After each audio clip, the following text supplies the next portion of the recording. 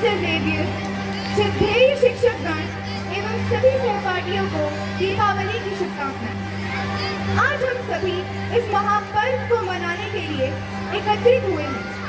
सर्वप्रथम मैं सिस्टर ममीता से निवेदन करती हूँ कि वे दीप प्रज्वलन कर इस महापर्व का प्रारंभ करें।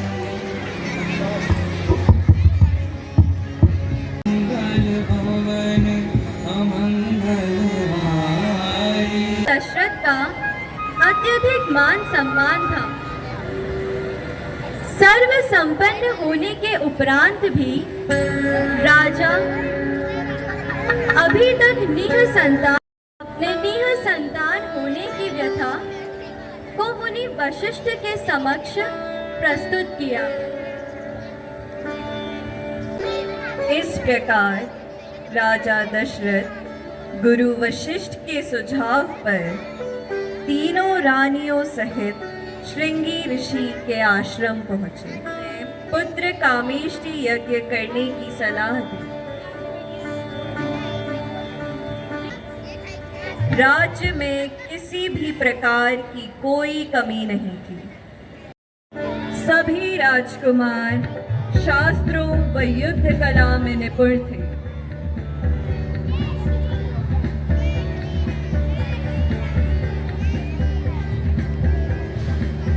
जब राम 16 वर्ष के हुए तब मुनि विश्वामित्र राजा दशरथ के पास गए और यज्ञ में विघ्न डालने वाले राक्षसों का अंत करने में राम तथा लक्ष्मण की सहायता मांगी। राम तथा लक्ष्मण ने इस कार्य को आदर से मानकर कई दुष्ट राक्षसों का अंत किया और फलस्वरूप ऋषि विश्वामित्र ने उन्हें कई दिव्य अस्त्र प्रदान किए। पुत्री सीता अत्यंत रूपवती, उदार तथा पुण्यात्मा थी। अतः राजा जनक ने अपनी पुत्री के अनुरूप वर ढूंढने के लिए सीता स्वयंवर आयोजित किया। राजा जनक ने सीता के महास्वयंवर हेतु यह शर्त रखी कि जो पराक्रमी राजा शिव धनुष पर प्रत्यंचा चढ़ाएगा वही सीता के लिए योग्य वर होगा। हे वीरजनों, आप सब अपने अपने क्षेत्र के ऐसे सूरमा हैं जिनका नाम सुनकर धरती और आकाश कांप जाते हैं। आप सभी राजपुरुष क्षत्रिय हैं। आप सभी को मेरा संकल्प ज्ञात है। शिव के इस धनुष को जो भी प्रत्यंचा चढ़ाएगा वही मेरी सुपुत्री जानकी के योग्य होगा।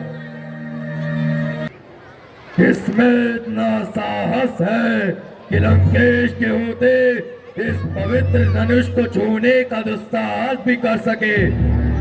इस शिव धनुष को छूने तथा इस पर प्रत्यंचा चढ़ाने का प्रथम तथा अंतिम अधिकार मात्र ये लंकापति के कशी पुत्र रावण को है और किसी को नहीं। हा हा हा हा हा हा हा हा हा हा। अगर मानव का अपमान कर रहे हो लंकापति रावण, ये भगवान शिव का धनुष है। तो क्या हो गया? शिव के कैलाश को भी मैंने इन्हीं हाथों पर उठाया था, इन्हीं हाथों पर। इस धनुष को तो मैं तिनके के समान उठा लूंगा। हा हा हा हा हा हा हा हा हा। ये तुम नहीं, तुम्हारा अहंकार बोल रहा है। क्या कहा तुमने? अभी आप देखेंगे कि जो लंकापति रावण बोलता है वही करके भी दिखाता है, करके भी।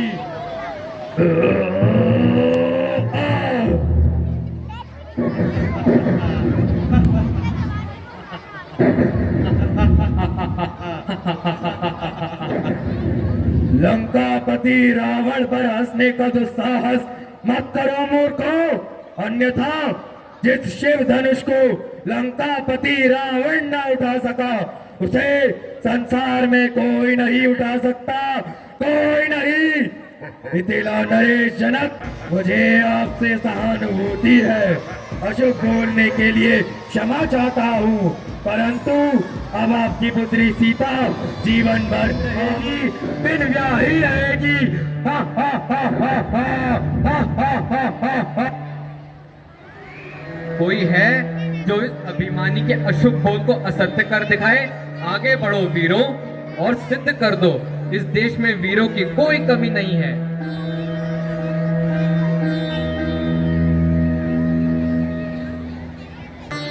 इस प्रकार एक के बाद एक वीर आए और अपना पराक्रम दिखाकर सभी असफल होते चले गए।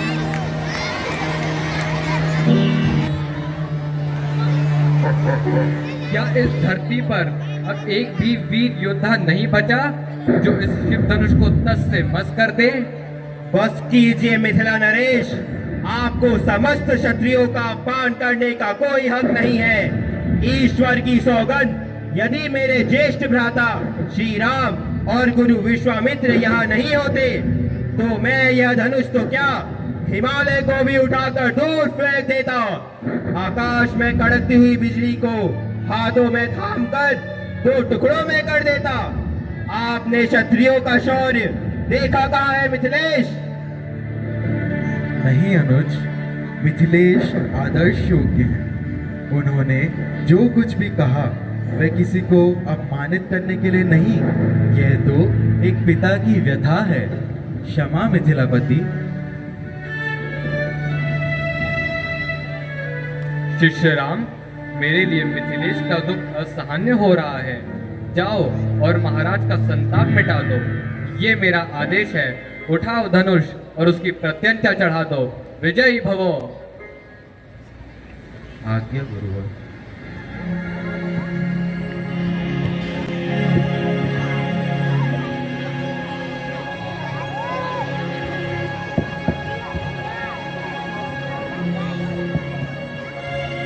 हे उमा महेश्वर, गुरु का आदेश सर्वोपरि होता है, उसका पालन करने की शक्ति दीजिए भगवान। मैं आपके चरणों में आह्वान करता हूँ कि मेरे मन की सारी इच्छाओं और आकांक्षाओं को त्यागने में मेरी सहायता कीजिए।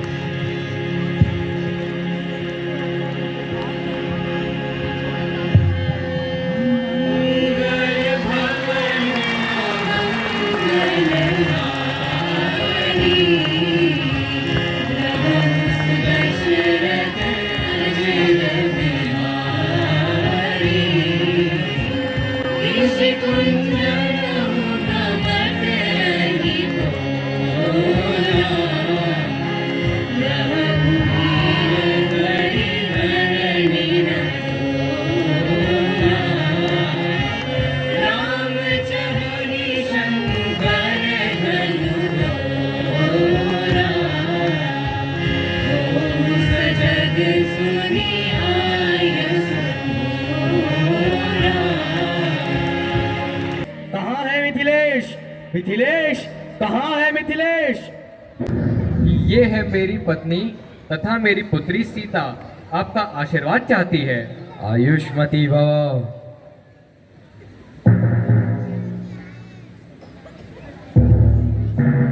अभिनंदन है ऋषि परशुराम। बस आगे आओ, भगवान परशुराम के चरणों में नमन करो।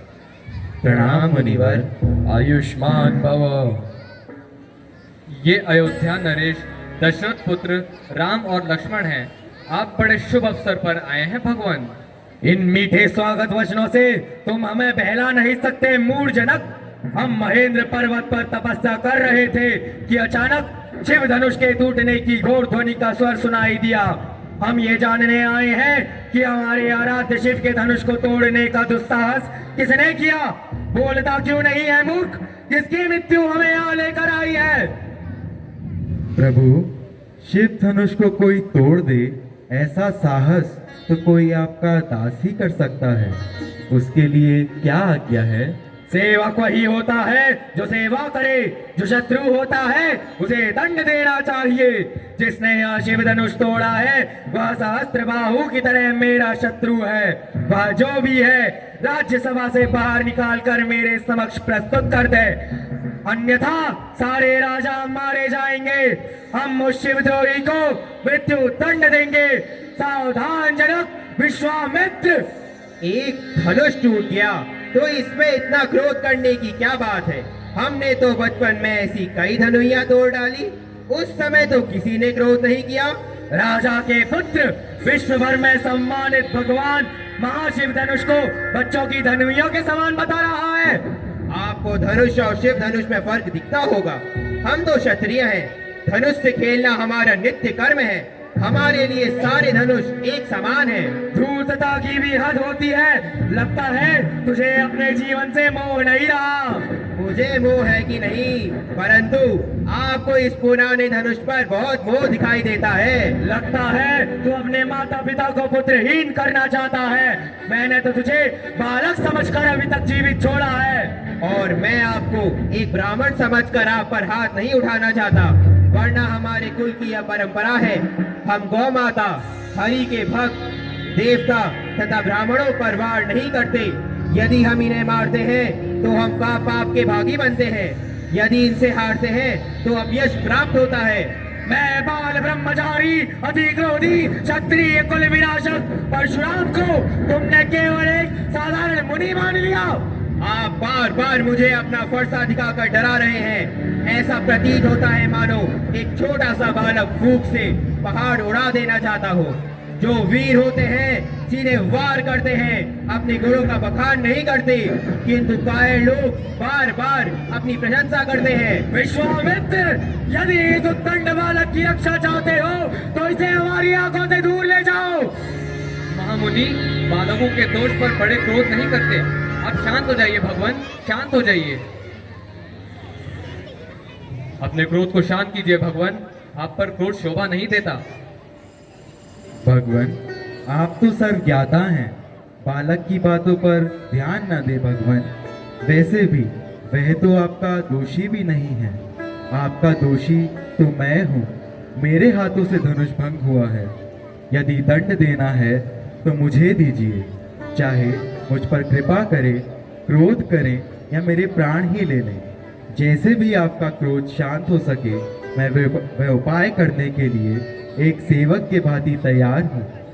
उठो राम, ये सारंग धनुष है, भगवान विष्णु का धनुष। क्या तुम इस पर बाण का संधान कर सकते हो?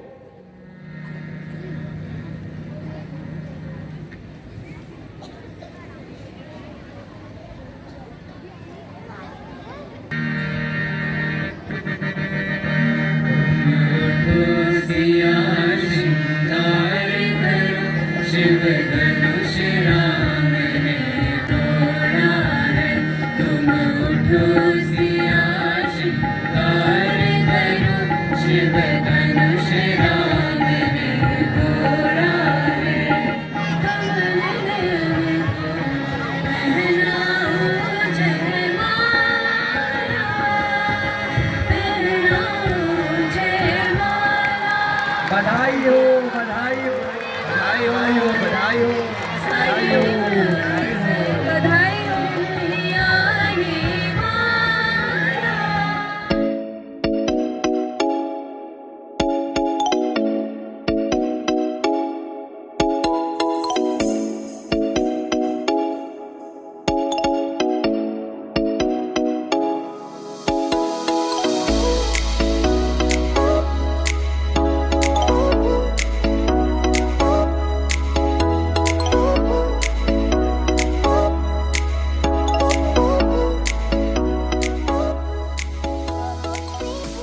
राजा बनेगा राम, भरत बनेगा दास, और तुम बनोगी दासी।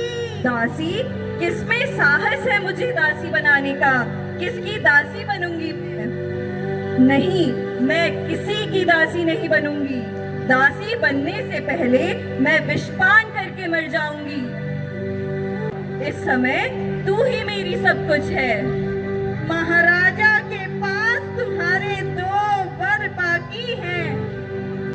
वरदान?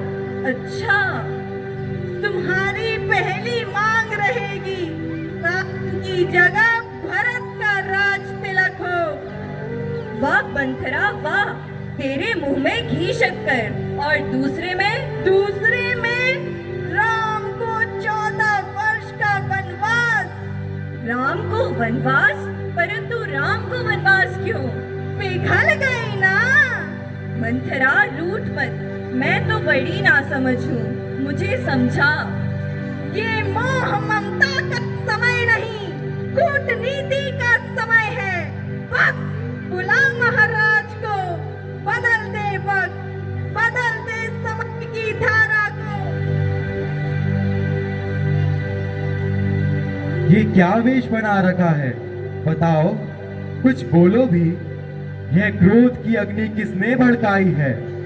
तुम जानती हो, तुम मुझे प्राणों से भी प्रिय हो। जो तुम चाहो हम वह कर सकते हैं, पर हमसे यूं मुंह ना मोड़ो। हम तुम्हें वचन देते हैं, जो मांगोगी इसी क्षण देंगे। देंगे सदा ही कहते रहते हैं, आपने कभी कुछ दिया है? आज नए वचनों को लेकर आ गए। आपने मुझे 2 वर दिए थे, याद है या भूल गए? अब मुझे यह एहसास होता है कि मुझे तुम्हें 2 नहीं बल्कि 4 वर देने चाहिए थे। 4? महाराज, अभी तो आप 2 वर ही पूरे कर दीजिए तो बहुत है। परंतु उनका पूरा करने में अड़चन क्या है? तुम अभी मांगो, हम प्रतिज्ञा करते हैं इसी क्षण पूरी करके देंगे। मुझे तो बस 2 वरदान चाहिए। पहला कि अयोध्या का राज्य मेरे पुत्र भरत को मिले। क्या? और राम को नहीं। भरत को? हाँ महाराज। और दूसरा वरदान कि राम को 14 वर्ष के लिए वनवास। क्या? राम को वनवास? यदि आप ना देना चाहें तो तोड़ दें यह वचन। सारे संसार में आपका ही अपयश फैलेगा। रानी, तू मेरा मस्तक मांग ले, मैं अभी तेरे चरणों में डाल दूंगा। लेकिन राम के विरह में मुझे मत मार रानी, मत मार। मैं तेरे पैर पड़ता हूँ, तुझे हाथ जोड़ता हूँ। अब अधिक प्रपंच मत कीजिए महाराज। राम के साथ सीता एवं लक्ष्मण ने भी राम से उन्हें अपने साथ ले जाने का हक।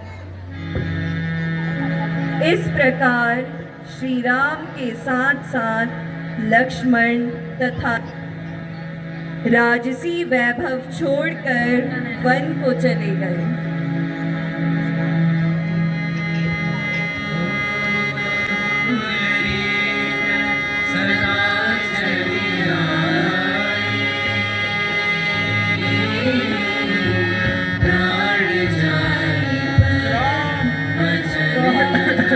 नहीं